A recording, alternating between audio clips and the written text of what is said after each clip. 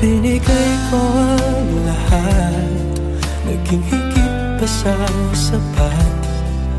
Ngunit ang naging wakas, nasayang lamang ang lahat. Nais ko lang malaman mo, hindi ka na maaalis sa puso at isipan ko.